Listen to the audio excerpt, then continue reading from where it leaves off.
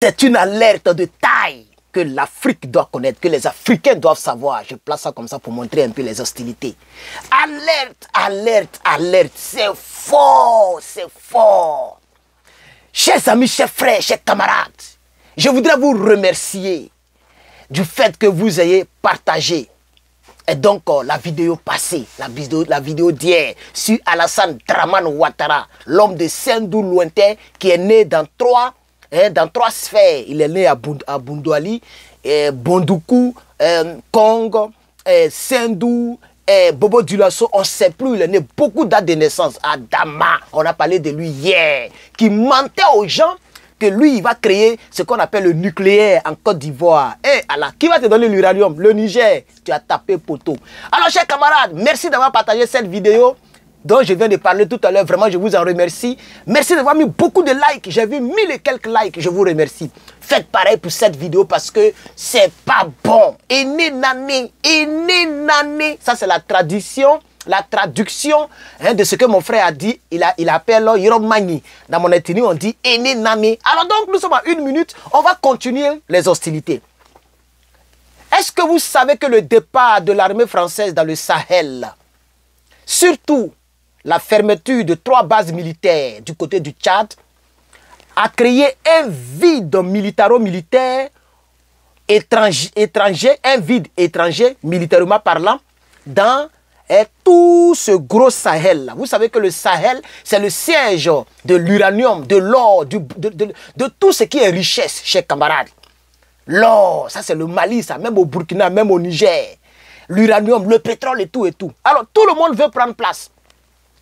Est-ce que vous savez que les Américains ont confié la suprématie, ou bien je vais dire le règne, la domination de tout ce long tronçon sahélo-sahélien au Maroc? Si vous ne savez pas, les États-Unis d'Amérique, la première puissance militaire au monde, a décidé que ce soit le Maroc qui prenne les rênes de tout cet endroit-là. Parce que quand vous prenez par exemple, j'ai ici la carte d'Afrique. Quand vous prenez la carte d'Afrique, que peut-être que je vais mettre dans le montage, vous avez l'Algérie. Militairement parlant, l'Algérie n'est pas camarade de quelqu'un, vous le savez très bien. Mais après, juste après, vous avez donc la Gambie. Il y a trop de bases militaires là-bas. Vous avez la Mauritanie et le Mali. Après le Mali, le Niger, le Burkina. Donc, qu'est-ce que les États-Unis d'Amérique, selon l'information officielle que j'ai ici, qu'est-ce que les États-Unis d'Amérique cherchent? Les gens cherchent à profiter, les gens veulent profiter pour prendre leur position, toutes les positions françaises que la France avait occupées. Puisque, quand vous regardez très bien la carte, il y a le Tchad qui est l'autre côté. Le Tchad est là, juste collé au Niger. Le Tchad est collé au Niger et au Nigeria et Centrafrique, Cameroun. Mais dès qu'on dépasse le Niger, voici le Mali. Dès qu'on dépasse le Mali, voici le Burkina. La Mauritanie sépare le Maroc du Mali. Donc, ils ont envoyé beaucoup de choses. Donc, je vais dire, au Maroc, ils ont envoyé des armes au Maroc et ils ont envoyé un émissaire au Maroc et ils ont fait, je vais dire, une liaison stratégique militaro-militaire dans le but de pouvoir confier les règnes du Sahel au Maroc. Donc, nous sommes à 3 minutes. C'est un peu de ça que nous allons parler dans notre podcast. S'il vous plaît, humblement et vraiment, je vous demande vraiment de partager cette vidéo pour que tous les Africains sachent ce qui se trame un peu. Ok, partagez cette vidéo, chers camarades. Mettez beaucoup de j'aime. YouTube, Facebook, TikTok, mettez beaucoup de j'aime. Et puis mettez des commentaires. Tu peux me saluer. Vous avez vu hier, j'ai répondu après de tous les commentaires. Mettez des commentaires, chers camarades. C'est vraiment le patriote depuis la Californie. Toi-même, tu connais. Alors donc, allons-y dans l'information officielle, chers camarades. Oui, les États-Unis d'Amérique, Washington, oui, a livré, pour ceux qui ne le savent pas, des hélicoptères d'attaque qu'on appelle Apache AA-64E. AA-64E. Ce sont des Apaches, ok, ce sont des hélicoptères d'attaque. Des hélicoptères d'attaque que les Américains ont déposés. Et donc, cette livraison ou cette délivrance militaire traduit la nouvelle dynamique où Washington cherche à renforcer son influence au Sahel suite au retrait donc des armées françaises et américaine dans la région. Alors, dès septembre 2024, le général, et vous le savez, ce même général, il est parti voir Dramane Ouattara, n'est-ce pas? Donc, il s'appelle général Langlais. Le général Langlais alertait sur la dégradation sécuritaire dans la région. Et voici ce qu'il a dit exactement. Je vais essayer de vous lire ça. Il dit, pour moi, le Sahel est devenu moins sûr. Il s'agit d'un phénomène qui s'étend vers toute l'Afrique de l'Ouest et toute l'Afrique côtière. Et donc, les États-Unis d'Amérique ont choisi le Maroc comme allié stratégique, militaro-militaire, pour pouvoir garantir la présence américaine dans la région et pour pouvoir faire du Maroc donc le leader militaire dans la région, chers camarades. Le retrait donc français qui est symbolisé par la fermeture de la base aérienne au Tchad dès janvier de cette année, c'est-à-dire 2025, ce retrait-là a laissé un vide que les Américains comptent combler très rapidement. Des bases stratégiques donc sont déjà identifiées dans le sud du Maroc et dans le sud aussi du Liban afin de contenir l'expansion afin de contenir l'expansion de terreau de djihad, je ne vais pas dire le mot, et de stabiliser la région.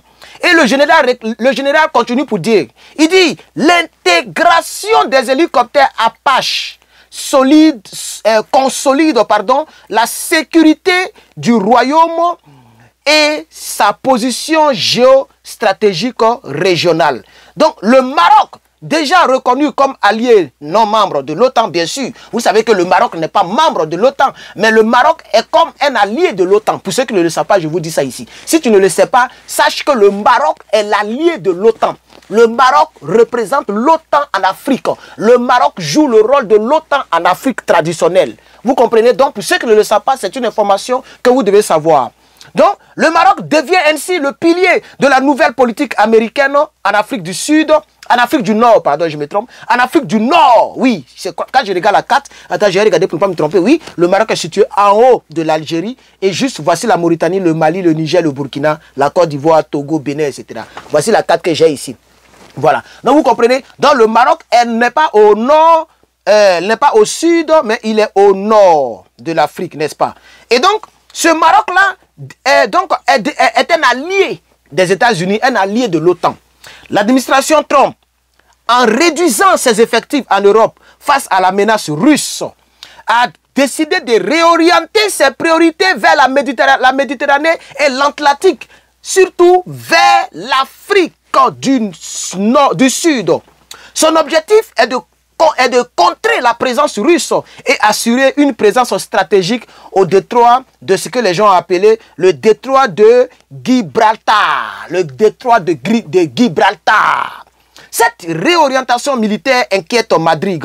Les médias espagnols comme El Independiente et puis un autre média qu'on appelle La Razón. Ok, ils ont je vais dire, les Espagnols voient déjà une menace directe, notamment avec la livraison des avions Apache, dont j'ai donné le tour tout à l'heure. Et puis aussi, ce que je ne vous ai pas dit, c'est que les Américains ont livré des F-35. Oui, des Apache, AH quelque chose, et des F-35. Vous voyez, et déjà... parce que vous savez que l'Espagne a aussi ses pays où, voilà. Donc, les Espagnols voient en cela une menace américaine qui vient pour pouvoir prendre tout ce coin-là, chers camarades, chers frères. Et donc, nous sommes déjà à 8 minutes. Je ne vais pas aller plus loin dans cette information. J'espère que vous avez déjà capté l'essentiel de l'information. Donc, pour réitérer ou bien pour récapituler, je voudrais vous dire que ici, l'Afrique, quand vous prenez l'Afrique, ici, il y a le Maroc quelque part ici, si je ne me trompe pas. Le Maroc. Et quand tu descends un peu, l'AES est quelque part là, si je ne me trompe pas. Et la Côte d'Ivoire est quelque part ici. Et donc, chers camarades, voici l'information que je voudrais vous donner pour dire que le Maroc veut être le leader, militairement parlant, du Sahel. Et le Maroc est soutenu solidement par les États-Unis d'Amérique. D'ailleurs, les 43 pays, le Maroc ne figure pas sur les 43 pays qui sont fichés par l'administration du président américain actuel, Donald J. Trump. Et donc, voici ce que j'avais pour vous. Vraiment, comme je l'ai dit, partagez, mettez beaucoup de commentaires. Dites-moi ce que vous pensez de ça. Est-ce que ça peut défier l'Algérie? Est-ce que ça peut détrôner l'Algérie? Si les Américains continuent d'envoyer les F-35, les Apaches, etc. Est-ce que ça peut être un danger pour l'AES? Qu'est-ce que ça peut créer pour donc l'Alliance des États du Sahel? Le débat continue en commentaire et sachez que je vais vous lire et je vais vous répondre si nécessaire. Que Dieu vous bénisse. Peace.